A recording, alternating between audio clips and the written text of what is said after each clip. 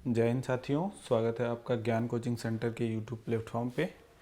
मैं हूं मनीष उदय कृष्णा। हम लोग आज डिस्कस करने जा रहे हैं बीएचयू का पेपर 2017 और जूलॉजी पार्ट। बॉटनी पार्ट इसका हम लोगों ने डिस्कस कर लिया है इससे पहले के वीडियो में। आज जूलॉजी पार्ट के क्वेश्चंस डिस्कस करेंगे। 25 क्वेश्चंस हैं, एक एक करके डिस्कस करते हैं।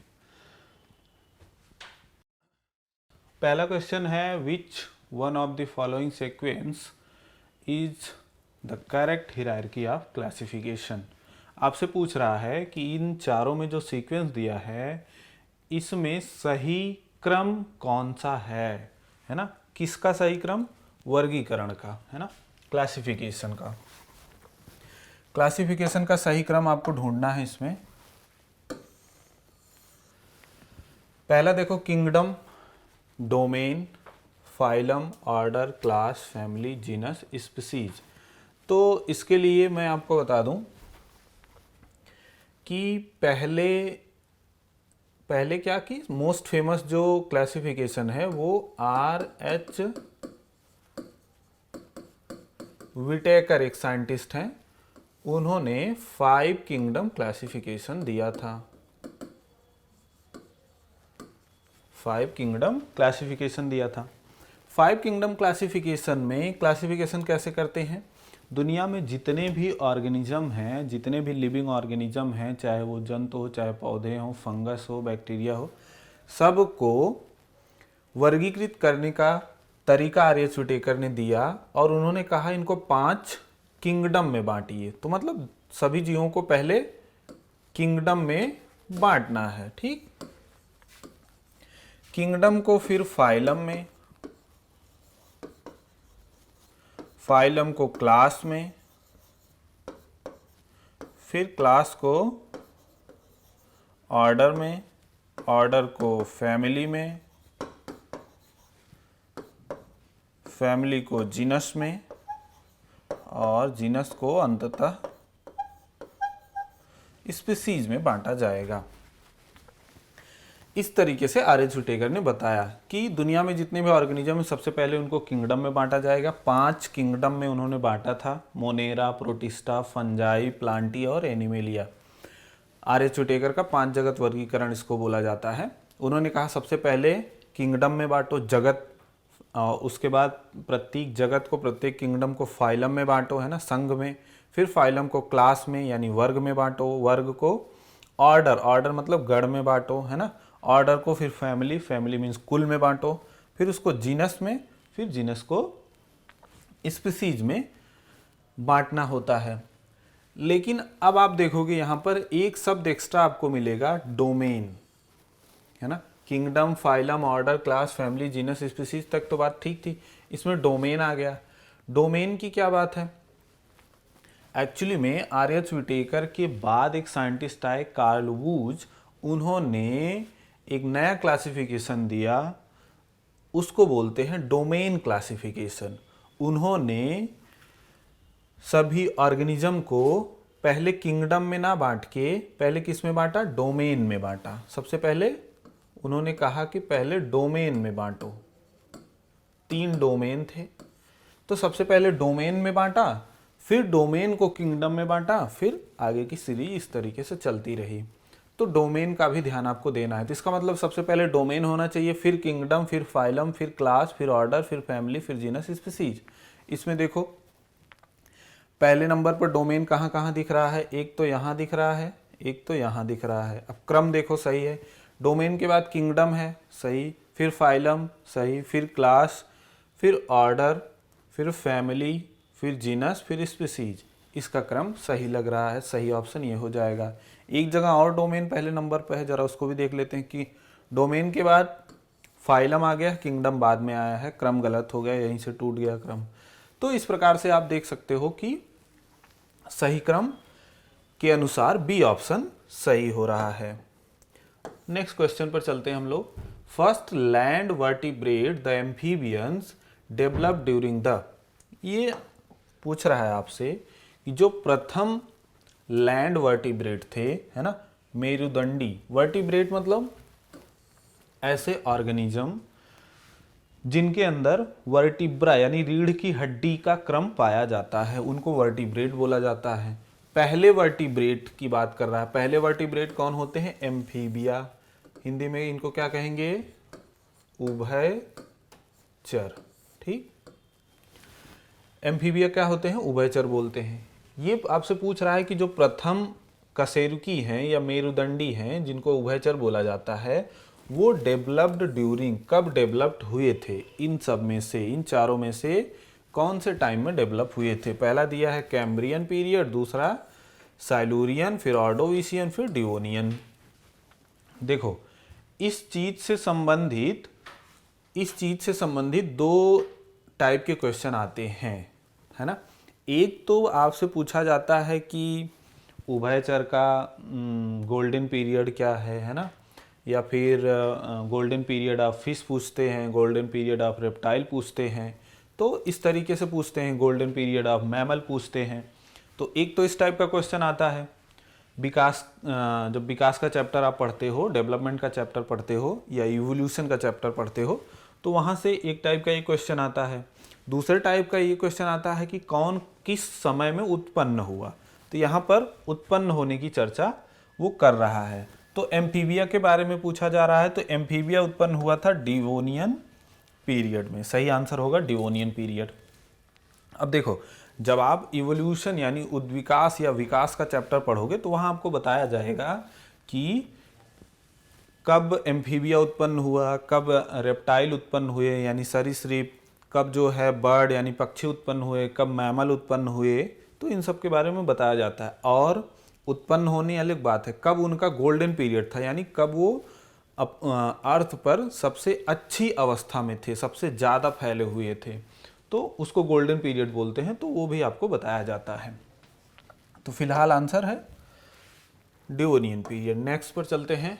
Who amongst the following road the essay on principle of population in the year of 1798।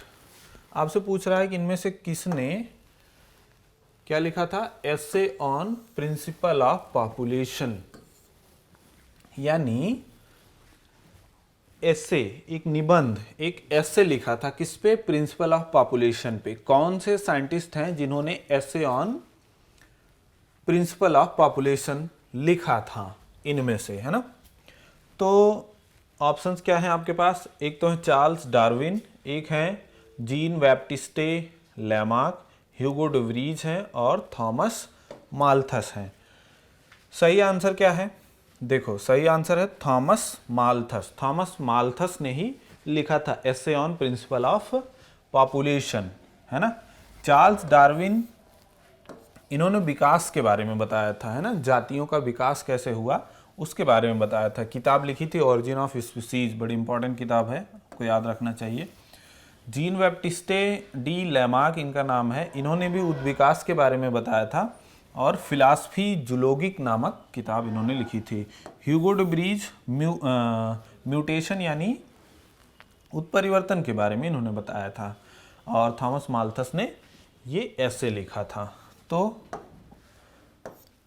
Next question पर चलते हैं। Which one of the following refer to a chordate but not a vertebrate. पूछ रहा है आपसे निम्नलिखित में से कौन सा मेरुदंडी नहीं है बल्कि कॉर्डेट कहा जाता है। मतलब कह रहे हैं कि इनमें से कौन सा मेरुदंडी नहीं है यानी वर्टिब्रेट। मेरुदंडी मतलब अभी आपको मैंने बताया था, मेरुदंडी मतलब वर्टिब्रेट या वर्टिब्रेटा। कह रहे हैं कि वर्टिब्रेटा नहीं है लेकिन कॉर्डेटा है। अब ये क्या मतलब पूछ रहा है ना। तो देखो जरा सा, यहां पर देख लेते हैं।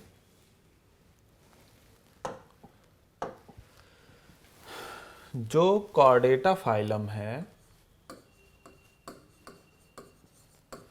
कॉर्डेटा फाइलम यानी संघ, ये एक संघ है ना। इसको दो ग्रुप में पहले डिवाइड किया जाता है। एक होता है एक्रैनिएटा, दूसरा होता है क्रेनिएटा। दूसरा क्या होता है क्रैनिएटा। एक क्रैनिएटा मतलब होता है, ए मतलब एब्सेंट है, क्रैनिएटा मतलब क्रैनियम यानी स्कल एब्सेंट है। स्कल क्या बोलते हैं खोपड़ी। ठीक, कॉर्डेटा के वो मेंबर जिनमें स्कल एब्सेंट होता है, क्रैनिएटा मतलब स्कल प्रेजेंट है यानी इनके अंदर खोपड़ी पाई जाती है। ठीक, ये जो एक क्रैनिएटा है इसको दो सब फाइलम में बांटा जाता है। पहला होता है एक यूरोकॉर्डेटा, दूसरा होता है सिफेलोकॉर्डेटा। और क्रैनिएटा में एक ही सब फाइलम यानी उपसंग होता है, इसको बोलते हैं वर्टिब्रेटा। ठीक, वर्टिब्रेटा में ही आते हैं कौन कौन, पहले आता है फिश, फिर आता है एम्फीबिया, फिर आता है रेप्टाइल, फिर आता है बर्ड, फिर आता है मैमल। ये चारों लोग वर्टिब्रेट में आते हैं। ठीक, तो मैंने आपको बताया कि जो कॉर्डेटा संघ है उसको आगे दो ग्रुप में, पहले ये ग्रुप हैं, दो ग्रुप में डिवाइड किया जाता है। एक होता है क्रैनिएटा जिनमें खोपड़ी नहीं होती है, स्कल नहीं होता है। दूसरा होता है क्रैनिएटा जिनमें स्कल होता है। क्रैनिएटा को दो सब फाइलम, ये क्या है उपसंघ हैं, सब फाइलम यानी उपसंघ। पहला सब फाइलम है यूरोकार्डेटा, दूसरा है सिफेलोकार्डेटा। और उधर क्रैनिएटा में एक ही सब फाइलम है, उसका नाम है वर्टिब्रेटा। वर्टिब्रेटा में ही फिश, एम्फीबिया, रेप्टाइल, बर्ड और मैमल आते हैं। इतनी बात समझ में आई होगी आपको, है ना। अब आपसे पूछ रहा था कि कौन कौन इसमें कॉर्डेटा तो है लेकिन वर्टिब्रेटा नहीं है। इतनी चीज आपको समझ में आई होगी। यहां से आप ये समझ सकते हो कि इसमें भी कुछ एग्जाम्पल होंगे, इसमें भी कुछ एनिमल के एग्जाम्पल होंगे। इसमें तो दिख ही रहा है आपको, फिश है, एम्फीबिया, रेप्टाइल है, बर्ड है, मैमल है ना। तो अगर इनकी बात करेंगे तो ये यूरोकार्डेटा के हैं मेंबर, क्रैनिएटा के हैं, कॉर्डेटा के हैं। ठीक, अगर इनकी बात फिशेज की बात की जाए, जैसे कोई फिश ले लो, रोहू एक है ना, ऑप्शन में भी है रोहू, रोहू का ऑप्शन ले लो, तो रोहू वर्टिब्रेट है और कॉर्डेट है ना। आपसे पूछेगा कि, आपसे क्वेश्चन में पूछ रहा है कि कौन सा वर्टिब्रेट नहीं है परंतु कॉर्डेट है। तो कॉर्डेट में दो लोग आएंगे, एक तो इधर वर्टिब्रेट वाले, इधर जो वर्टिब्रेट नहीं है। तो इधर के जो एग्जाम्पल होंगे वो कॉर्डेटा के तो हैं लेकिन वर्टिब्रेटा के नहीं हैं। यही आपसे वो कंफर्म करने की कोशिश कर रहा है।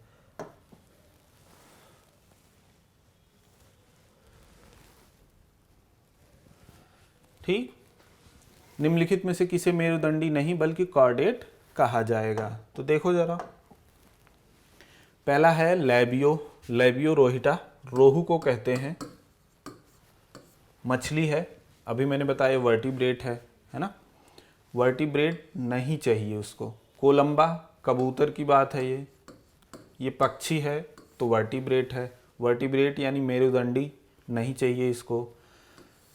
ये एम्फिऑक्सस है और दूसरा हेमीडक्टाइलस। हेमीडक्टाइलस क्या है, छिपकली, ये है छिपकली यानी रेप्टाइल यानी सरीसृप है, तो ये भी वर्टिब्रेटा में है, अभी आपने देखा होगा, है ना। बचा के एम्फिऑक्सस, एम्फिऑक्सस सिफेलोकॉर्डेटा का मेंबर है ना। तो यही है जो कॉर्डेट तो है परंतु मेरुदंडी यानी वर्टिब्रेट नहीं है। सही आंसर इसका सी ऑप्शन चला जाएगा। नेक्स्ट क्वेश्चन पर चलते हैं। मैलपिगियन ट्यूब्यूल ऑफ इंसेक्ट इज, कीट में पाया जाने वाला जो मैलपिगियन ट्यूब्यूल है वो क्या है। ये डाइजेस्टिव ऑर्गन है, पाचक अंग है, सर्कुलेटरी ऑर्गन है यानी परिसंचारी तंत्र है या अंग है, रेस्पिरेटरी ऑर्गन है या फिर एक्सक्रेटरी ऑर्गन है।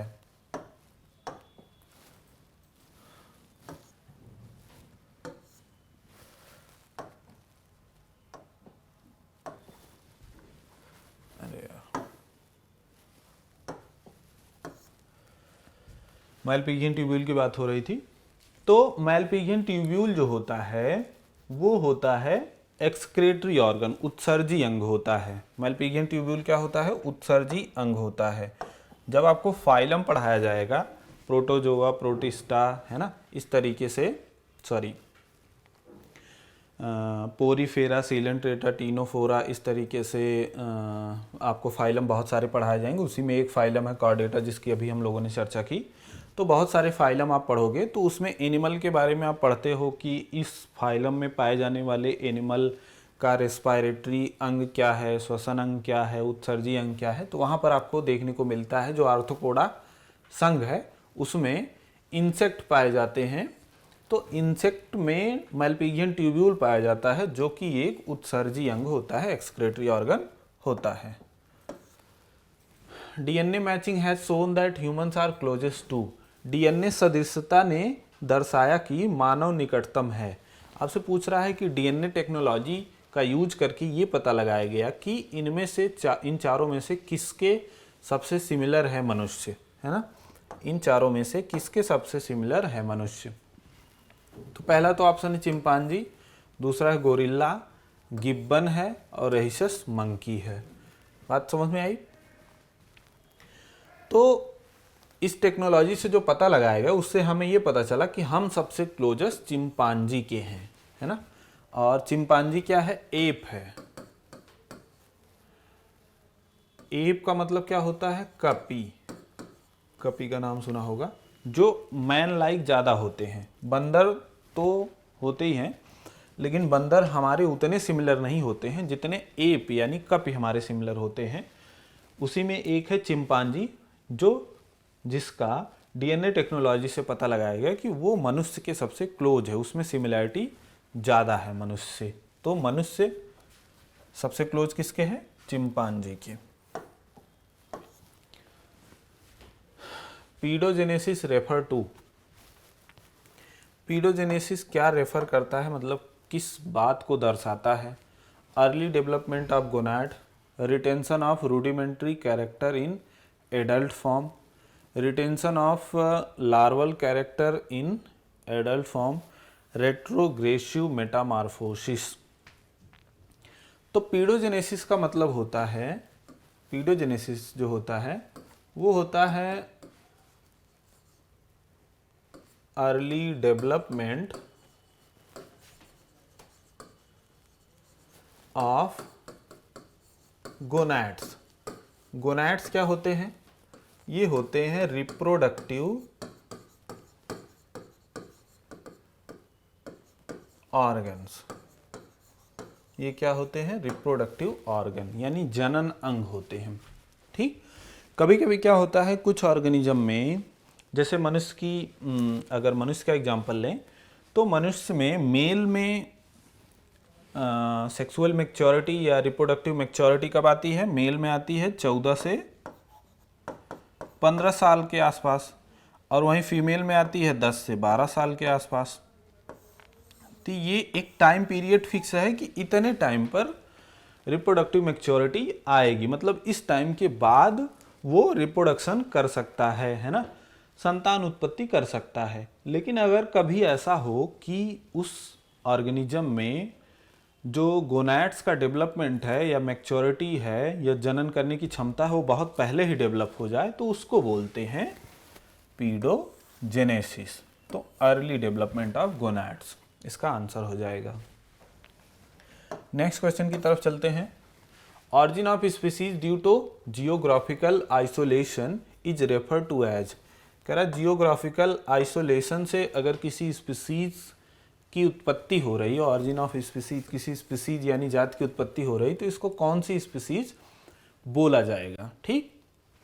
होता क्या है कि जब अर्थ बनी थी तो अर्थ लगभग एक टुकड़े में थी, फिर टूट टूट के अलग होते होते हुए अलग अलग टुकड़े बने, अलग अलग महाद्वीप बने, देश बने।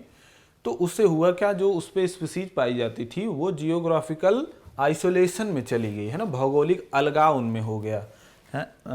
बीच में समुद्र आ गया, तो एक भौगोलिक भाग से दूसरे भौगोलिक भाग पर स्पीसीज यानी जातियाँ जा नहीं पाई, तो उनका भौगोलिक अलगाव हुआ, और उस अलगाव की वजह से जो स्पीसीज डेवलप हुई है ना, किसी भी स्पीसीज के कुछ लोगों को एक जगह रख दिया जाए और कुछ लोगों को एक जगह रख दिया जाए और उनको है ना भौगोलिक अलगाव में रखा जाए, यानी वो एक जगह से दूसरी जगह पर ना जा पाएँ, तो काफ़ी टाइम में जैसे हजारों साल अगर बीत जाएं तो वो अलग अलग स्पीसीज यानी अलग अलग जाति में डेवलप हो जाते हैं, उनके अंदर इतना अंतर आ जाता है कि वो अलग जाति ही बन जाते हैं। और ऐसी जातियों को क्या बोलते हैं?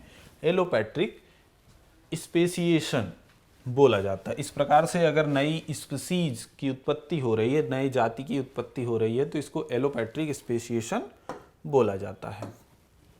Respiratory centre is located in which part of the brain? Brain के किस पार्ट में रेस्पिरेटरी सेंटर पाए जाते हैं? एक्चुअली हमारे ब्रेन में अलग अलग भाग होते हैं, हमारे ब्रेन में अलग अलग टुकड़े होते हैं, अलग अलग भाग होते हैं जो शरीर की अलग अलग क्रियाओं का नियंत्रण रखते हैं। जैसे रेस्पिरेटरी यानी श्वसन क्रिया को नियंत्रित करने वाला भाग या सेंटर अलग होता है ना, और किसी जैसे जनन को कंट्रोल करने वाला जो सेंटर होता है वो अलग होता है, किसी अलग फिजियोलॉजिकल एक्टिविटी को कंट्रोल करने वाला सेंटर अलग होता है। तो अलग अलग सेंटर होते हैं। ऐसे आपसे पूछ रहा है कि रेस्पिरेटरी सेंटर कहाँ होता है, तो वो होता है कॉर्टेक्स हाइपोथैलेमस मेडुला ऑब्लंगेटा में। मेडुला ऑब्लंगेटा एक पार्ट है, तो उसमें रेस्पिरेटरी सेंटर होते हैं। Prokaryotic ribosome are made up of? Prokaryotic ribosome किससे बने होते हैं? पहली बात तो प्रोकैरियोटिक राइबोसोम कौन होते हैं? 70S राइबोसोम दो टाइप के होते हैं, एक तो 70S, दूसरा 80S। तो जो 70S राइबोसोम होते हैं वो प्रोकैरियोटिक राइबोसोम बोले जाते हैं। आपसे पूछ रहा है कि इसकी जो सब यूनिट है ऊपिकाइयाँ हैं वो कौन कौन सी हैं? 60-40 है, 50-30 है, 40-30 है या 50-40 है? तो ये बड़ा कंफ्यूजिंग होता है, इसके लिए एक ट्रिक टाइप का होता है। तो उसको कैसे लगाते हैं? जैसे 70S का पता करना है तो 70 में से 20 घटा दो, बराबर कितना आया? 50। फिर 20 घटा दो, फिर कितना आया? 30S। तो ये बड़ा है तो लार्ज सब यूनिट, ये छोटा है तो स्मॉल सब यूनिट। पता चल गया। एक बार 20 घटाया तो जो आया वो लार्ज सब यूनिट है यानी बड़ी ऊपिकाई है, और दूसरी बार 20 घटाने से जो आया वो स्मॉल सब यूनिट है यानी छोटी ऊपिकाई है। यानी 70S में या 70S 50S और 30S से बना होता है। ऐसे 80 का भी देख सकते हो, 80S है, उसमें से 20 घटा दो तो 60 आया, और फिर से 20 घटा दो तो फिर 40S आया, है ना। तो इसका मतलब 80S का है जो दोनों यूनिट हैं वो कौन है? 60S और 40S है। एक बार 20 घटाने से जो आया वो बड़ी यूनिट है, दोबारा 20 घटाने से जो आया वो छोटी यूनिट है। तो 80 जो किससे बना होता है? 60S और 40S से बना होता है। 70 किससे बना होता है? 50S और 30S से बना होता है। देखो 70S पूछा है प्रोकैरियोटिक, 50 और 30 इस ऑप्शन में है, ये सही ऑप्शन हो जाएगा। The class of protein that mark the foreign protein for elimination are? उन्मूलन के लिए विजातीय प्रोटीन को चिन्हित करने वाले प्रोटीन के वर्ग हैं। आपसे पूछ रहा है कि हमारे शरीर में अलग अलग टाइप की प्रोटीन पाई जाती है, तो हमारी शरीर में ऐसी कौन सी प्रोटीन है जो फॉरेन प्रोटीन यानी बाहर से कोई मटेरियल आया है तो उसको पहचानने का काम कौन करता है? आपको पता होगा कि हमारे शरीर की एक प्रतिरोधक क्षमता होती है। वो प्रतिरोधक क्षमता कैसे होती है कि हमारा शरीर जैसे बाहर से कोई वायरस आया, बैक्टीरिया आया या कोई भी माइक्रो ऑर्गेनिज्म आया या कुछ भी आया तो उसको पहचानने की क्षमता रखती है, उसको पहचानती है, फिर उसको समझ में आता है ये खतरनाक है, क्या है, कैसे है, तो उसके ऊपर वो क्रिया करती है, खुद वो लड़ती है। जब तक वो हार नहीं जाती तब तक आपका शरीर खुद जो है प्रतिरक्षा प्रदान करती है। तो वही आपसे पूछ रहा है कि बाहर से आई हुई प्रोटीन, फॉरेन प्रोटीन यानी बाहर से आई हुई प्रोटीन को क्या करना है? मार्क करना है यानी पहचानने का काम कौन करता है, इसमें से पूछ रहा है। तो ट्रांसपोर्टर प्रोटीन नाम से ही पता है कि ये ट्रांसपोर्ट यानी वाहक का काम करते हैं, है ना। रिप्रेसर यानी बाधक, ये रोकने का काम करते हैं। हार्मोन्स, हार्मोन आपकी शरीर की फिजियोलॉजी में पार्टिसिपेट करते हैं, है ना। उसके बाद आता है इम्यूनोग्लोबुलिन। इम्यूनोग्लोबुलिन ही है जो ये काम करता है। ये काम कौन सा, मतलब बाहर से कोई भी प्रोटीन आ रही है तो उसके ऊपर उसको पहचानने का काम या उसको चिन्हित करने का काम करती है। इसी को, इम्यूनोग्लोबुलिन को ही आईजी शॉर्ट में लिखा जाता है। और आईजीजी, आईजी ए, आईजी एम, आईजीई और आईजीडी, ये 5 टाइप के इम्यूनोग्लोबुलिन पाए जाते हैं। इम्यूनोग्लोबुलिन का काम क्या होता है कि जो फॉरेन बॉडी आ रही है शरीर के अंदर, बाहर से कोई प्रोटीन या कुछ भी मटेरियल आ रहा है, माइक्रो ऑर्गेनिज्म आ रहा है, तो उसको चिन्हित करो, फिर आगे प्रक्रिया हो जिससे। Minute to minute regulation of calcium in adult human is done by. कह रहा मिनट टू मिनट रेगुलेशन जो कैल्शियम का होता है एडल्ट ह्यूमन में, वो किसके द्वारा होता है। हमारे शरीर में जो भी हम खाते हैं, जो पचे हुए भोज्य पदार्थ हैं, वो कहाँ जाते हैं, वो पच के डाइजेस्ट होके ब्लड में डाल दिए जाते हैं। अब ब्लड में उनकी मात्रा को रेगुलेट किया जाता है, कम ज़्यादा ना हो, जितनी ज़रूरत हो उतनी ही रहे, तो उसको रेगुलेट किया जाता है। तो उसी में एक पदार्थ है कैल्शियम आयन। आपसे पूछ रहा है कैल्शियम आयन को रेगुलेट निम्नलिखित में से कौन करता है ना।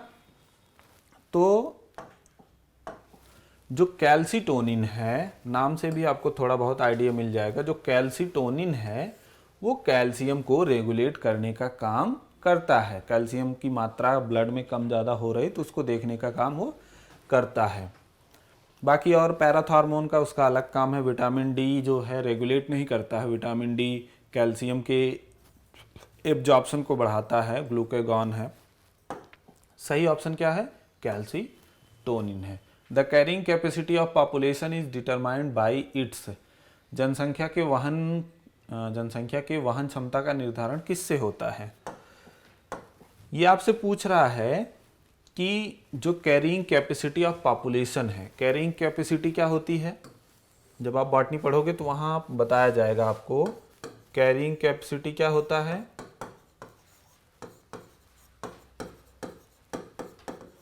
इसको बोलते हैं धारण की क्षमता। जैसे किसी भी पॉपुलेशन को जिंदा रखने के लिए, सपोर्ट करने के लिए कितने संसाधन हैं, वही उसकी कैरिंग कैपेसिटी है। एग्जाम्पल आप मनुष्य का ले सकते हो। जैसे हम लोग हैं तो हमारे घर में कितना अनाज है और वो अनाज कितने लोगों को जिंदा रख सकता है, कितने उन लोगों को जिंदा रखने में सपोर्ट कर सकता है। तो वो जो अनाज है वही, वो उस अनाज पर कितने लोग जिंदा रह सकते हैं, वही उसकी कैरिंग कैपेसिटी है। आपसे पूछ रहा है कि किसी भी पॉपुलेशन की कैरिंग कैपेसिटी किससे डिसाइड होती है। मतलब कोई पॉपुलेशन है, उसकी कैरिंग कैपेसिटी क्या है ना, वो किससे डिसाइड होती है। देखो, एक तो कह रहा है कि जन्म दर यानी नेटेलिटी, दूसरा कह रहा है मॉर्टेलिटी मृत्यु दर, तीसरा कह रहा है लिमिटिंग रिसोर्स यानी प्रतिबंधक संसाधन, और चौथी कह रहा है ग्रोथ रेट, है ना। तो कितने लोग जिंदा रहेंगे इस पे ये तो वो डिसाइड करेगा क्या, लिमिटिंग रिसोर्स यानी कितना रिसोर्स है आपके पास, कितना संसाधन है। जैसे मैंने एग्जांपल के तौर पर बताया कि 100 लोग हैं, तो 100 लोगों को जिंदा रखने अगर है, 100 लोग में से कितने लोग जिंदा रहेंगे, कितने लोग ग्रो करेंगे, ये इस बात पर निर्भर करेगा कि कितने लोगों का खाना है। मान लो उसमें से 80 लोगों का खाना है तो 80 लोग ही जिंदा रह पाएंगे। जैसे गेहूं मान लो, अभी जैसे गेहूं का टाइम चल रहा है, गेहूं अभी निकल के आएगा, तो मान लो कि पैदावार इतनी हुई कि 80 लोगों के लिए ही गेहूं पैदा हुआ। अब गेहूं फिर साल भर बाद आएगा, तो साल भर इतना गेहूं है आपको कि साल भर 80 लोगों को खिलाया जा सकता है। और हैं कितने लोग, 100 लोग हैं। तो आपके पास रिसोर्स यानी संसाधन इतने हैं कि 80 लोग ही रह पाएंगे, 80 लोग ही साल भर जिंदा रह पाएंगे। उसमें से 20 लोग की डेथ होगी। तो कितने लोग रहेंगे कितने लोग नहीं रहेंगे किस पर निर्भर किया, संसाधनों पर, लिमिटिंग रिसोर्सेज पर, है ना, कितने रिसोर्स हैं उस पर निर्भर करता है कि कितनी पॉपुलेशन रहेगी, कितनी पॉपुलेशन अर्थ पर वहन हो सकती है, जिंदा रह सकती है। Which one of the following statement is correct? Glycolysis and oxidative phosphorylation takes place in cytoplasm. आपसे पूछ रहा है कि इनमें से कौन सा स्टेटमेंट करेक्ट है, करेक्ट पूछ रहा है, सही, इनमें से कौन सा कथन सही है। ग्लाइकोलिसिस और ऑक्सीडेटिव फॉस्फोराइलेशन, देखो ये रेस्पायरेशन की बात कर रहा है, रेस्पायरेशन यानी श्वसन की बात कर रहा है, और श्वसन होता है 4 स्टेप में। एक होता है ग्लाइकोलिसिस, फिर आता है लिंक रिएक्शन, तीसरे नंबर पर आता है क्रेब्स साइकिल या क्रेब्स चक्र जिसको बोलते हैं, और फिर आता है ETS, इलेक्ट्रॉन ट्रांसपोर्ट सिस्टम, या चेन भी ETC कभी लिख देते हैं। ठीक, कौन कहाँ होता है इसके बारे में पूछ रहा है। तो ये जो ग्लाइकोलिसिस है ये साइटोप्लाज्म में होता है। कहाँ होता है, साइटोप्लाज्म में। बाकी ये तीनों माइटोकॉन्ड्रिया में होते हैं। ETS में ही होता है ऑक्सीडेटिव फॉस्फोराइलेशन। ऑक्सीडेटिव, ETS नाम ना लेके ऑक्सीडेटिव फॉस्फोराइलेशन की वो बात कर रहा है ना। तो आपसे क्या पूछ रहा, कथन सही ढूंढना है आपको। Glycolysis and oxidative phosphorylation takes place in cytoplasm. Glycolysis तो साइटोप्लाज्म में होती है, लेकिन ऑक्सीडेटिव फॉस्फोराइलेशन साइटोप्लाज्म में नहीं होती है। इस तरीके से सेल होती है, सेल का ये साइटोप्लाज्म होता है, इसी सेल के अंदर कहीं पर ऐसे माइटोकॉन्ड्रिया होता है ना। तो यहाँ पर ग्लाइकोलिसिस होती है, बाकी तीनों माइटोकॉन्ड्रिया के बाकी तीनों स्टेप माइटोकॉन्ड्रिया में होते हैं। तो पहला कथन तो गलत हो गया है ना। दूसरा देखिए, glycolysis takes place in cytoplasm while oxidative phosphorylation occur in nucleus. कह रहा है ग्लाइकोलिसिस साइटोप्लाज्म में होती है, सही कह रहा है, लेकिन आगे ऑक्सीडेटिव फॉस्फोराइलेशन न्यूक्लियस में होता है, गलत कह रहा है। ये कहाँ होता है, माइटोकॉन्ड्रिया में होता है। Glycolysis takes place in cytoplasm while oxidative phosphorylation occur in the outer mitochondrial membrane. कह रहा है ग्लाइकोलिसिस तो साइटोप्लाज्म में होता है, लेकिन जो ऑक्सीडेटिव फॉस्फोराइलेशन है वो माइटोकॉन्ड्रिया की आउटर मेम्ब्रेन पर होता है, इस वाली मेम्ब्रेन पर। माइटोकॉन्ड्रिया को अगर बड़ा करके बनाएं तो इस तरीके से बनता है। उसमें 2 मेम्ब्रेन होती है, इस तरीके से, एक बाहर वाली, दूसरी अंदर वाली।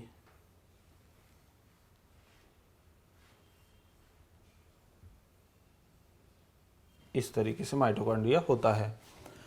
तो ये जो ETS है यानी ऑक्सीडेटिव फॉस्फोराइलेशन है, ये यहाँ पर होता है अंदर की मेम्ब्रेन पर, और वो क्या बोल रहा है, आउटर माइटोकॉन्ड्रियल मेम्ब्रेन पर होता है। ये भी गलत हो गया। Glycolysis takes place in the cytoplasm while oxidative phosphorylation occur in inner mitochondrial membrane, ये सही बोल रहा है।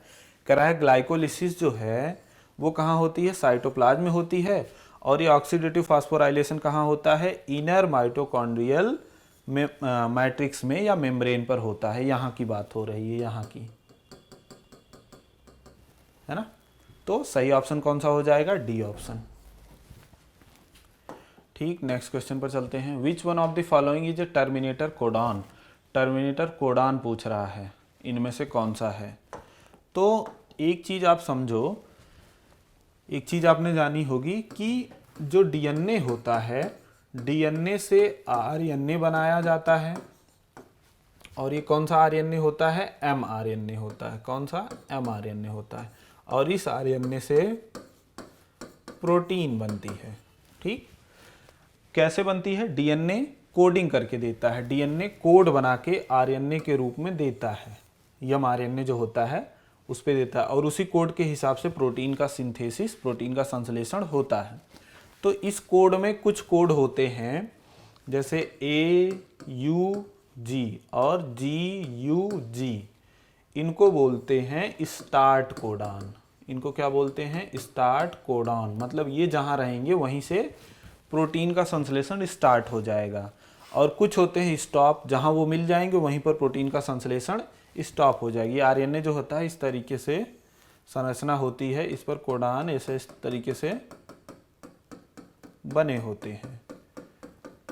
तो जहां पर AUG या GUG मिल जाएगा वहां से स्टार्ट हो जाएगा प्रोटीन का संश्लेषण, और जहां पर UAG, UGA, UAA मिलता है वहां पर स्टॉप हो जाता है। तो इनको स्टॉप कोडान बोलते हैं या टर्मिनेटर कोडान बोलते हैं। इनमें से कौन सा है, देखो ऑप्शन में वही पूछ रहा है ना, टर्मिनेटर कोडान, जहां पर स्टॉप हो जाए प्रोसेस। UAA, UGA, UAG 3 होते हैं, इसमें से देखो UAG मिल रहा है, यही है स्टॉप कोडान। मैंने आपको बताया कि ये दोनों जहां मिलेंगे वहां से स्टार्ट होगी प्रोसेस। प्रोसेस कौन सी है, प्रोटीन का संश्लेषण है, और ये जहां पर मिलेंगे वहां से प्रोसेस स्टॉप हो जाएगी। Acid hydrolase are packed in, acid hydrolase, अच्छा एसिड हाइड्रोलेज एंजाइम होते हैं। कौन होते हैं, एंजाइम होते हैं। जो लाइसोसोम होता है उसके अंदर, लाइसोसोम जो होता है उसके अंदर pH होता है 5 का, लगभग 5 का, और उसके अंदर 50 से भी ज़्यादा, मोर देन 50 एंजाइम भरे होते हैं। और ये एंजाइम किस कैटेगरी के होते हैं, एसिड हाइड्रोलेज।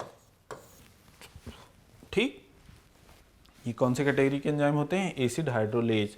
इनकी तोड़ने की प्रवृत्ति होती है, जिस पर भी जाते हैं उसको तोड़ते हैं। वही आपसे पूछा है कि acid hydrolase are packed in mitochondria, nucleus, endoplasmic reticulum, lysosome. सही ऑप्शन क्या है, लाइसोसोम। लाइसोसोम में ये एसिड हाइड्रोलेज एंजाइम भरे होते हैं। Vitamin B12 deficiency cause, vitamin B12 deficiency क्या कॉज करती है। देखो बायोलॉजी जब आप पढ़ते हो तो वहाँ पर एक चैप्टर आपको पढ़ाया जाता है विटामिन।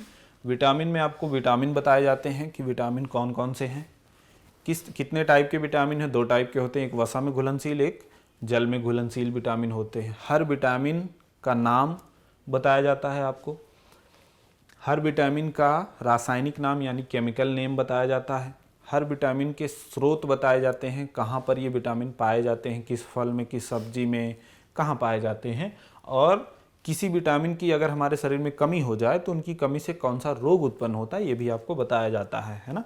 तो पूरा 1 घंटे का लेक्चर होता है, तो उसमें जब आप पढ़ोगे तो आपको पता चलेगा कि जो विटामिन B12 है इसकी डेफिशिएंसी से पर्नीशियस एनीमिया हो जाता है ना। क्या होता है, पर्नीशियस एनीमिया होता है। ये क्या होता है, पर्नीशियस एनीमिया ऐसा रोग है जिसमें RBC, रेड ब्लड सेल या रेड ब्लड कॉप्सल जो होती है हमारी लाल रुधिर कणिकाएं, वो ढंग से बन नहीं पाती, सही से उनका फॉर्मेशन नहीं होता है ना। पर्नीशियस एनीमिया ये रोग है। बाकी पेलैग्रा वेरीबेरी बी की कमी से होता है, और ये भी अलग अलग विटामिन की कमी से होने वाले रोग हैं। हमसे पूछा B12 की कमी से, तो उसकी कमी से पर्नीशियस एनीमिया होता है। Polytene chromosome are found in, polytene chromosome किसमें पाए जाते हैं, पॉलीटीन क्रोमोसोम किसमें पाए जाते हैं। Salivary gland of dipteran larva, oocyte of vertebrate, bone marrow of mouse, liver cell of man. आपसे पूछ रहा है पॉलीटीन क्रोमोसोम, एक टाइप का क्रोमोसोम है पॉलीटीन। कौन सा, पॉलीटीन क्रोमोसोम, वो कहाँ पाया जाता है। तो इसका सही आंसर है salivary gland of dipteran larva. Dipteran insect का, इंसेक्ट होते हैं, इंसेक्टा के मेंबर होते हैं, कीट पतंगे होते हैं, उनके जो लार्वा होते हैं उनकी सलावरी ग्लैंड यानी लार ग्रंथियां, जो सलाइवा बनता है मुंह में ना, लार बनती है, उसकी ग्रंथियों में पॉलीटीन क्रोमोसोम पाए जाते हैं। पॉलीटीन क्रोमोसोम काफ़ी हैवी क्रोमोसोम होते हैं, है ना, तो बड़े क्रोमोसोम होते हैं। तो वही पॉलीटीन क्रोमोसोम कहाँ देखने को मिला है या कहाँ पाए जाते हैं, हर जगह हर इंसान में नहीं पाए जाते हैं, हर जीव में नहीं पाए जाते। कहाँ पाए जाते हैं, इंसेक्ट ग्रुप के जो लार्वा हैं उनमें सलाइवरी ग्लैंड में पाए जाते हैं। Formation of spermatozoa from spermatid, spermatozoa होना चाहिए, ये स्पर्मेटोजोआ यहाँ पर जेड है। Spermatozoa from spermatid is known as. Spermatid से स्पर्मेटोजोआ बनने की जो प्रोसेस है उसका क्या नाम है ना। स्पर्मेटोजेनेसिस एक तो ये है, दूसरा है गैमेटोजेनेसिस, तीसरा है स्पर्मियोजेनेसिस और मियोसिस। मियोसिस तो बिल्कुल गलत हो जाएगा क्योंकि ये तो कोशिका विभाजन है ना। मियोसिस तो गलत हो गया, ये प्रकार का कोशिका विभाजन है। फिर क्या आता है स्पर्मेटोजेनेसिस। स्पर्मेटोजेनेसिस क्या होता है, स्पर्म का फॉर्मेशन होना है ना। स्पर्म का फॉर्मेशन होना कहां से, जर्म सेल से। जर्म सेल से स्पर्म का फॉर्मेशन होना स्पर्मेटोजेनेसिस होता है। ये स्पर्मेटोजोआ से पूछ रहा है। गैमेटोजेनेसिस क्या होता है,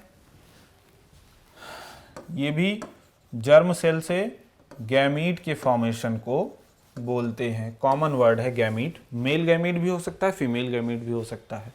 स्पर्मियोजेनेसिस क्या होता है, स्पर्मेटोजोआ से स्पर्मेटिड का फॉर्मेशन ही स्पर्मियोजेनेसिस होती है। सही ऑप्शन कौन सा होता है, सी ऑप्शन। ठीक। The pyramid of biomass is inverted in. Pyramid of biomass है ना, जब आप बॉटनी पढ़ोगे तो वहां पर बताया जाता है कि जो खाद्य श्रृंखला है, फूड चेन है, जैसे प्लांट है, प्लांट को किसी हार्बीवोर ने खाया यानी शाकाहारी ने खाया, फिर उसको किसी कार्निवोर यानी मांसाहारी ने खाया, तो ये फूड श्रृंखला बन गई। ये तीन ही नहीं और बड़ी भी हो सकती है ना। हो सकता है प्लांट को किसी हार्बीवोर जैसे खरगोश ने खाया, खरगोश ने खाया।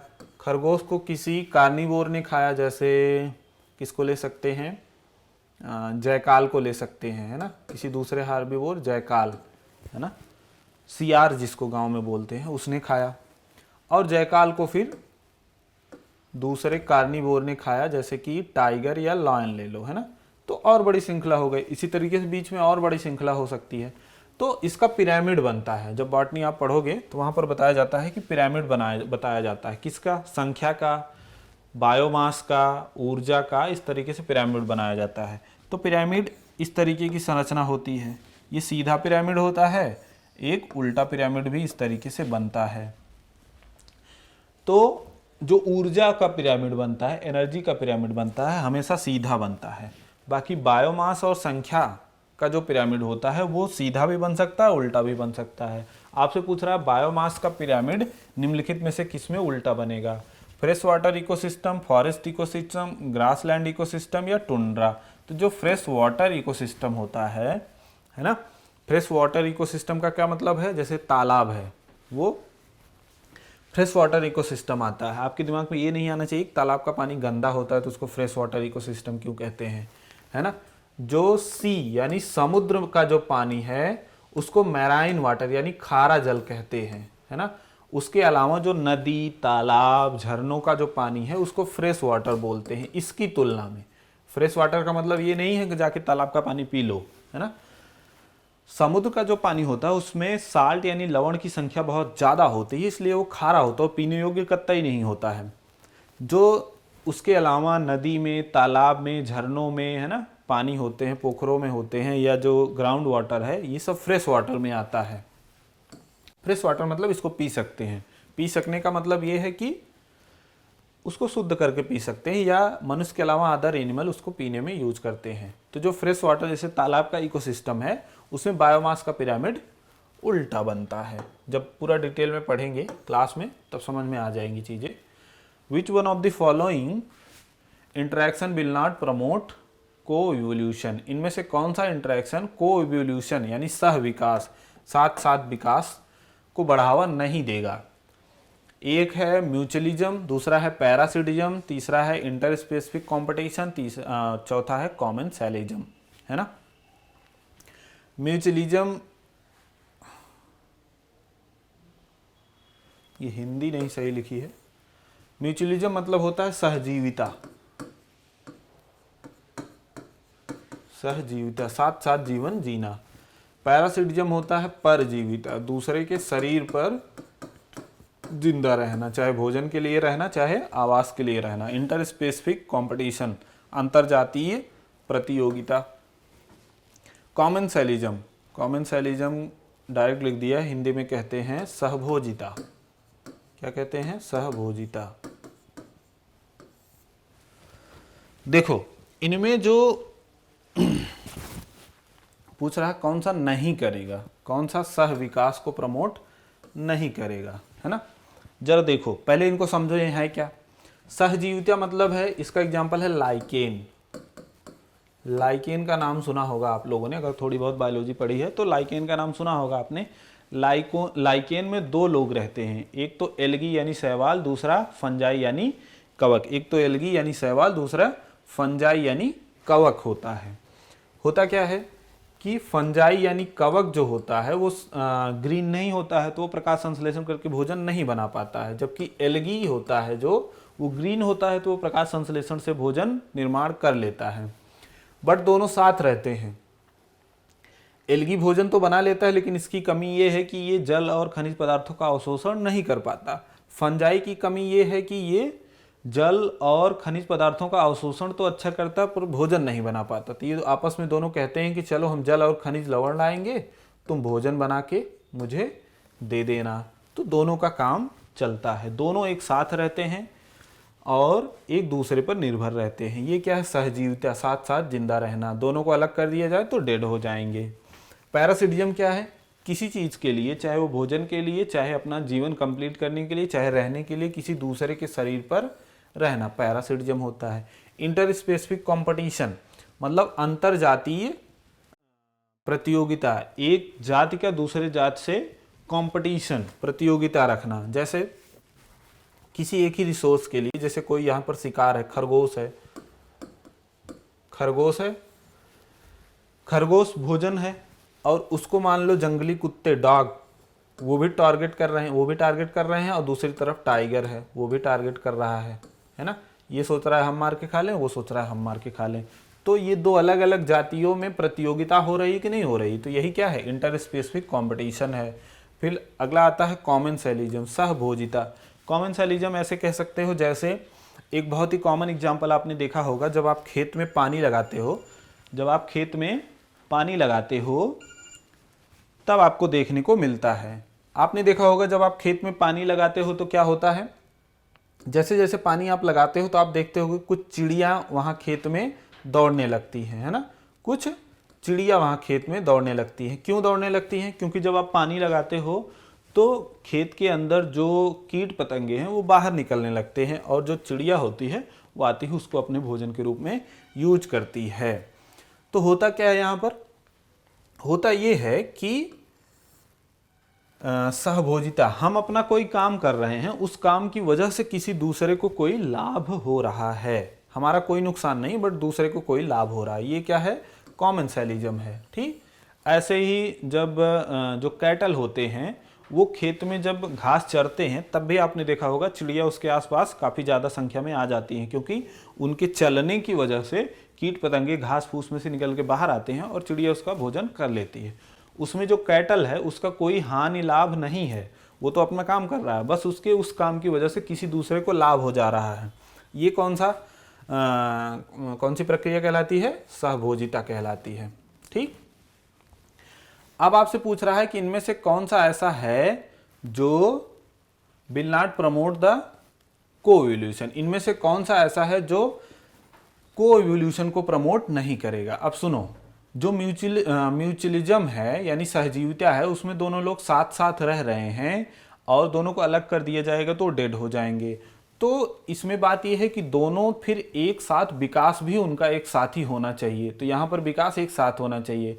फिर पैरासिटिज्म है, पैरासिटिज्म में भी एक जीव दूसरे जीव के शरीर पर रह रहा है, अगर वो जिसके शरीर पर रह रहा है वो ज़्यादा डेवलप हो गया और पैरासाइट उतना डेवलप नहीं हो पाया तो उसके शरीर से वो छूट जाएगी। इसलिए साथ साथ उसका को-इवोल्यूशन होना चाहिए ताकि वो पैरासिटिज्म बरकरार रहे।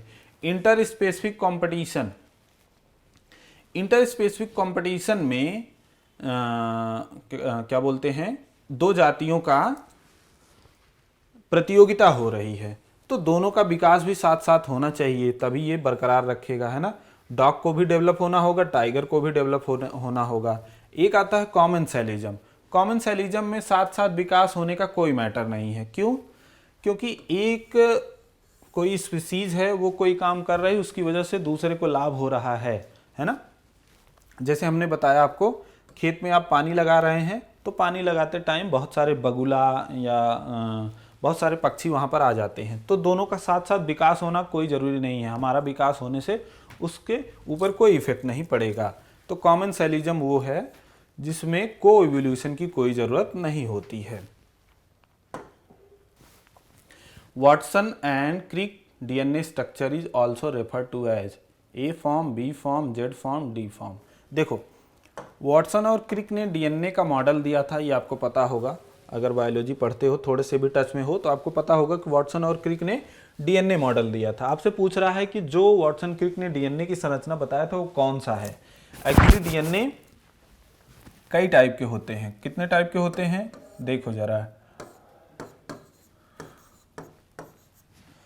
जो डीएनए होते हैं वो न्यूक्लियोटाइड की संख्या के आधार पर इतने टाइप के होते हैं। याद रखने का तरीका क्या है? डीसी बाज, डीसी बाज। इसमें से जो डी डीएनए होता है उसमें न्यूक्लियोटाइड की संख्या 8 होती है। जो ये डीएनए के टाइप हैं, इनको क्या पढ़ा जाएगा? डी डीएनए, सी डीएनए, बी डीएनए, ए डीएनए, जेड डीएनए। ठीक, न्यूक्लियोटाइड की संख्या के आधार पर बांटे गए हैं। जो डी डीएनए उसमें 8 संख्या होती है, जो सी होता है उसमें 9 होता है, जो बी डीएनए होता है उसमें 10 होता है, ए डीएनए जो होता है उसमें 11 होता है, जेड डीएनए जो होता है उसमें 12 होता है। तो ये समझ में आया कि न्यूक्लियोटाइड की संख्या के आधार पर डीएनए इतने टाइप के हैं। अब आपसे पूछ रहा है कि वॉटसन और क्रिक ने जो डीएनए की संरचना बताई थी वो कौन सा डीएनए मॉडल था? वो था बी डीएनए। बहुत ही इंपॉर्टेंट क्वेश्चन है, आपको याद रखना चाहिए। वो बी डीएनए है, इसीलिए उस डीएनए की संरचना में आपको बताया जाता है कि न्यूक्लियोटाइड की संख्या 10 होती है एक टर्न पर, है ना। पूरे डीएनए में नहीं, एक टर्न पर। Which one of the following act as an electron donor to electron transport chain in mitochondria? कह रहा है इनमें से कौन सा ऐसा है जो इलेक्ट्रॉन दाता है? किस प्रक्रिया में? इलेक्ट्रॉन ट्रांसपोर्ट चेन में, ईटीएस। अभी हमने पिछले किसी क्वेश्चन में डिस्कस किया ईटीएस के बारे में। रेस्पायरेशन का जो चौथा चरण होता है ईटीएस, इलेक्ट्रॉन ट्रांसपोर्ट सिस्टम या इलेक्ट्रॉन ट्रांसपोर्ट चेन इसको बोलते हैं, ईटीसी भी बोलते हैं। ईटीसी में पूछ रहा है कि कौन सा ऐसा इसमें से निम्नलिखित में से है जो इलेक्ट्रॉन डोनर का कार्य करता है, इलेक्ट्रॉन दाता की तरीके से कार्य करता है। तो इलेक्ट्रॉन दाता की तरीके से कार्य करता है NADH। ठीक, कौन कार्य करता है? NADH कार्य करता है। NADH ETS में इलेक्ट्रॉन देता है। ATP तो ऊर्जा है। क्वेश्चन नंबर 24 पर आते हैं। एस्ट्राडियोल के बारे में पूछ रहा है। इज सिंथेसाइज्ड मेनली बाई, किसके द्वारा मुख्यतः बनता है ये, है ना। ये एक हार्मोन है। कौन सा हार्मोन है ये एक हार्मोन है। और कौन सा हार्मोन है? एस्ट्रोजन हार्मोन है। एस्ट्रोजन हार्मोन होता है ये, है ना। और ये कहाँ बनता है? फीमेल में बनता है। देखो, फीमेल में ओवरी होती है, 2 ओवरी होती है। फीमेल यानी मनुष्य की बात चल रही है। मनुष्य में मेल और फीमेल होता है। तो फीमेल की जो ओवरी होती है, गर्भाशय होता है,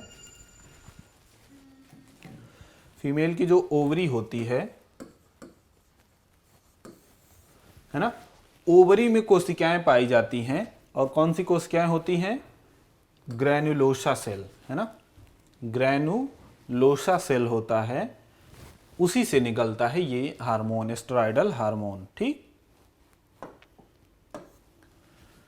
bilirubin and biliverdin are derived from. Question number 25 है, लास्ट क्वेश्चन है, डिस्कस करते हैं।